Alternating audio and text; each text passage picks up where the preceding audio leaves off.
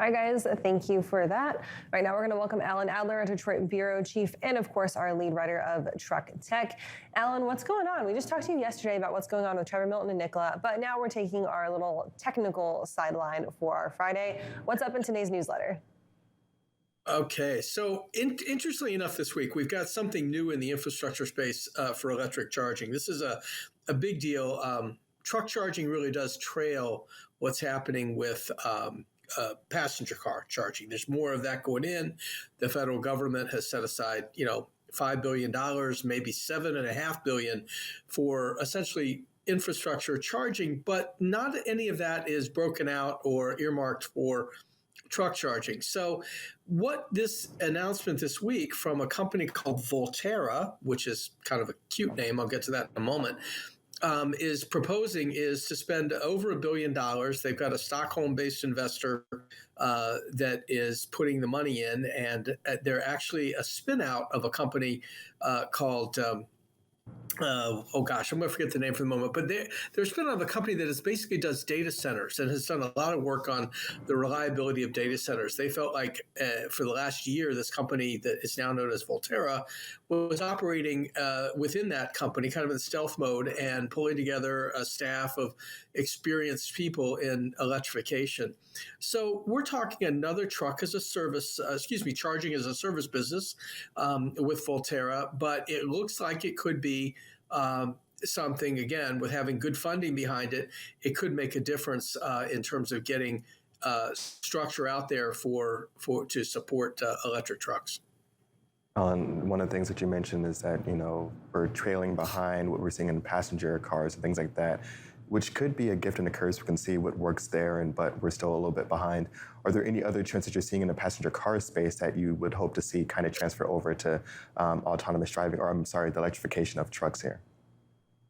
Well, Anthony, I think, as long as the high-speed direct current charging is going in, and this is going to allow charging in minutes rather than hours, there is some application for trucks, especially the smaller medium-duty delivery vehicles, things like that. But, the amount of batteries in heavy-duty trucks is so heavy that it takes longer to charge. And so ultimately, we're going to be waiting for, megawatt charging, which will allow for, this is years away, quite honestly, that'll allow for us to really charge electric trucks at a brisk enough clip to make them viable to be on the road. Because really, if you have to take even 45 minutes to charge, that's lost time from uptime. And so, that's sort of the goal here. But I think with what we're seeing in some of the activity out there, pilot companies and General Motors just announced a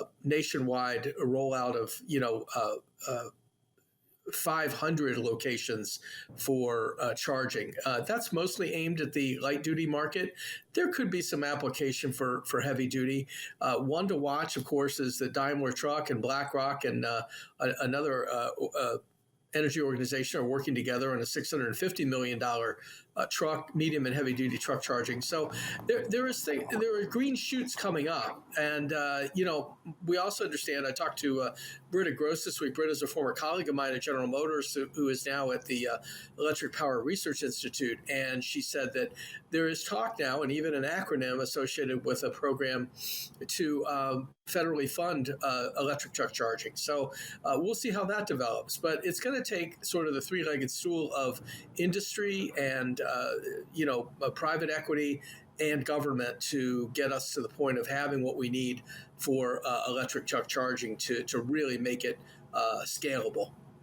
Alan, obviously the scale which we would need for electric charging to be a viable option for medium duty and long haul trucking is massive, right? And as you mentioned, it takes that three-pronged approach to make it even just a viable option to talk about. Right now, it seems like there are so many different players trying to do so many different things in this space. So I'm wondering if we get to a point where we see a massive consolidation and see everybody kind of take on one specific approach, or are we really far from that just because we need to get it off the ground running and we're at the time where it's just any approach is a viable approach right now? Well, Kaylee, I think right now the pool is big. There's plenty of room for people to get in. Ultimately, you're going to have the same shakeout that you're seeing in other parts of transportation technologies. You've already seen it with Romeo Battery merging with Nikola, for example, because they couldn't make it themselves. You've seen a couple other face plants that are out there that are really sad.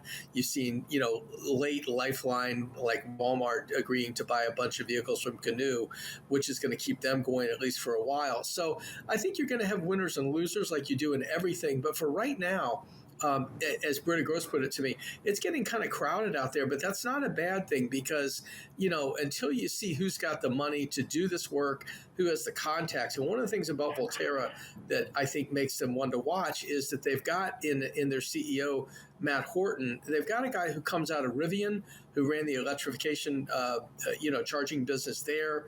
And then also prior to that, he was at Volterra as the chief commercial officer and was involved in a lot of their expansion into infrastructure. So, these guys look like they might have the right people and the right expertise to get something done. They're not going to be in the hardware business. They're not going to make chargers. They'll buy them. There's lots of places to get those. But this whole idea of, getting sites prepared and things like that, that's work that most fleets don't want anything to do with. So they want someone to do it for them. And I think those that do the best job of smoothing that over, and that even can be a utility itself. I have in the newsletter today, we reference a business that Duke Energy has started for sort of charging as a service in their non-public utility side. So it's cropping up, as you said, everywhere. I think the idea is that ultimately will be a shakeout, but for right now, it's probably good to have as many as you can. I'm excited to dive into this headline item in your upcoming newsletter. Are there any other topics that you're going to be highlighting here? Yeah, well, I make fun of them. I know that, it's not always the right thing to do, but Tesla said this week, actually Elon Musk said this week, not Tesla, they don't talk, but Elon Musk said this week that the Tesla Semi is coming and it will go into, it'll be for sale this year, which is news in the sense that the last estimate we had from them was late 2023. We don't know how many. We don't know, honestly, whether it's going to actually happen, but he did tweet it this week, and you know how much he loves Twitter. So I think that's worth noting. Also, some interesting stuff on Wabash expanding their sort of they call it Econex, which is a material that they're using in place of aluminum and steel in trailer making and for last mile. This is something that they're looking at for their refrigerated vehicles. So a little bit of that. And of course, I can't remember if I brought it up yesterday on the Nikola segment or not, but we do have a little bit of things just keep getting worse for Trevor out there at the bottom of the newsletter. So there's a fair amount in there. And I do think, especially the stuff from Britta Gross about what's happening on the charging side is interesting reading. Absolutely, Alan. We talked a little bit about Nikola and Trevor Milton yesterday. Really quickly before we let you go, Rivian earnings dropped yesterday. Anything that came out of the earnings call that surprised you, or anything that you think was right on par with where they were expecting to go? Are you talking? I'm sorry, you said Rivian? Because Yep. I don't really follow them closely. Brian Straight does a little bit, and I was not on the call, so I'm afraid I can't help you there. Dang, well, I'll have to ask Brian about it. Well, Alan, thank you for joining us as always today. Great to have you. And, Anthony, you can go to freightwaves.com, go get subscribed to his Truck Tech newsletter, head up to the top bar, click the newsletters bar, drop it down, and get that newsletter subscription in. I got to say, I bet that Alan's well over his goal. Oh, I'm sure. So I'm sure. And like I said, I'm always a little bit jealous because he covers such cool topics, but he does the work that we all kind of envy. So, Alan, thanks for being here this morning. Speaking of cool topics that he covers, you know what's coming up? What's that? The Autonomous and Electric Vehicle Summit coming up in just about a little under a month. That is the Alan Adler show. So you know what? Head over to live.freightwaves.com and get registered for it. But we'll talk more about that later. Right now, we're going to go check in with Sydney for a look at our top stories today.